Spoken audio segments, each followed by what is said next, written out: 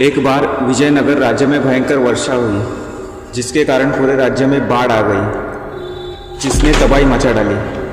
अनेकों घर पानी में बह गए, हजारों पशु बाढ़ की भेंट चढ़ गए। इस विपदा की खबर राजा कृष्णदेव राय को मिली तो उन्होंने तुरंत मंत्री को बुलाकर आदेश दिया, तुरंत बाढ़ पीड़ितों की सहायता की जाए, उनकी चिकित्सा, खाने और रहने की व्यवस्था की जाए और इस कार्य के लिए जितने भी धन की आवश्यकता हो वो राजकोष से अविलंब ले लिया जाए।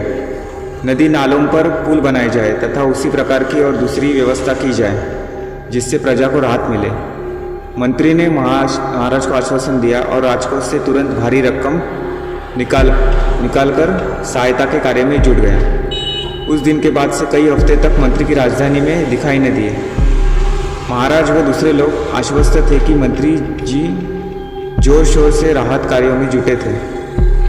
उधर तेनालीराम भी अपने कर्तव्य से विमुख नहीं थे। करीब 1 महीने बाद प्राकृतिक आपदा राहत मंत्री दरबार में पधारे और महाराज को राहत कार्य की रिपोर्ट देने लगे।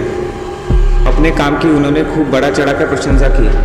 जब दरबार की कार्यवाही समाप्त हो गई तो सभी के जाने के बाद महाराज ने तेनालीराम से कहा, तेनालीराम, यह मंत्री काफ़ी कर्मठ है। 1 माह में ही बाढ़ पीड़ितों के दुख दर्द दूर कर दिए। आप ठीक कहते हैं महाराज, क्यों न एक बार आप ही चलकर देख लें कि मंत्री जी ने कैसे और क्या क्या प्रबंध किए हैं। प्रजा आपको अपने बीच देखेगी तो उनका काफ़ी मनोबल बढ़ेगा। बात तो तुम्हारी ठीक है। महाराज ने फौरन सहमति दे दी। अगले ही दिन महाराज कृष्णदेव राय और तेनालीराम अपने अपने घोड़ों पर सवार होकर बाढ़ग्रस्त क्षेत्र की ओर निकल गए।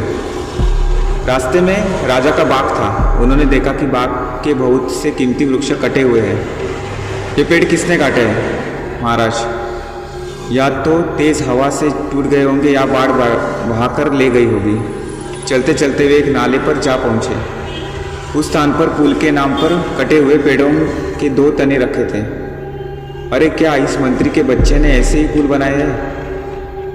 ये तने हैं तो शाही बाग के पेड़ों के लगते हैं। महाराज, हो सकता है कि ये तने बाढ़ के पानी में बहकर स्वयं ही यहाँ आकर अटक गए हो। आगे चलिए, आगे अवश्य ही मंत्री जी ने अच्छे पुलों का निर्माण कराया होगा। मगर सभी जगह वही हाल था। वे जैसे तैसे एक गांव में जा पहुंचे। गांव का बहुत सा भाग अभी भी पानी में डूबा हुआ था। जिस स्थान से बाढ़ का पानी निकल गया था वहाँ गंदगी फैली थी। जगह जगह मरे हुए जानवर सड़ रहे थे, जिसके कारण ऐसी दुर्गंध फैली हुई थी कि सांस लेना भी दुर्भर सा हो रहा था। लोग अभी तक पेड़ों पर मकान बनाकर रह रहे थे। खाने की कौन कहे, पीने के पानी तक की व्यवस्था नहीं थी। यह सब देखकर महाराज का खून खौल उठा। उधर तेनालीराम अलग आग में घी डाल रहे थे। देखिए महाराज, मंत्री जी ने इन लोगों को सदा के लिए पेड़ों पर बसा दिया है। अब चाहे कितनी भी बाढ़ आए, इनका पाँव भी गीला नहीं होगा। इससे बेहतर राहत कार्य और भला क्या हो सकता है? तेनालीराम, तुमने यहाँ आकर हमारी आंखें खोल दी हैं। इस मंत्री को हम ऐसा दंड देंगे कि जीवन भर याद रखेगा। चलो, तुरंत वापस चलो। दूसरे दिन दरबार लगा। महाराज ने अपना आसन ग्रहण करते ही मंत्री को आड़े हाथों लिया और खूब फटकार लगाई।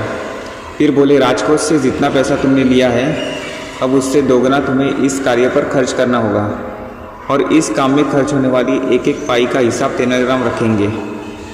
महाराज का यह आदेश सुनते ही मंत्री महोदय का चेहरा लटक गया। धन्यवाद।